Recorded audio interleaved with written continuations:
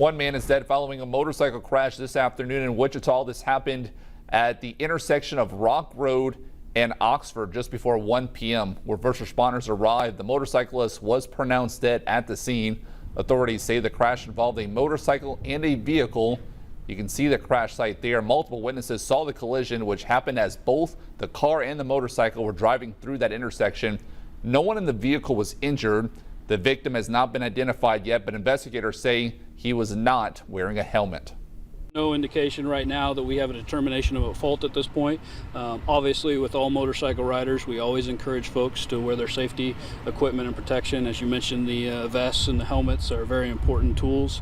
And then we always remind folks to just be safe and watch their speed. And then also to everyone else who's not riding motorcycles, we always encourage you to look twice and just be aware. Beautiful weather outside and people are out riding their bikes. We want everybody to be safe. The intersection was closed for more than 2 hours this afternoon while crews worked that scene to determine the cause of the crash.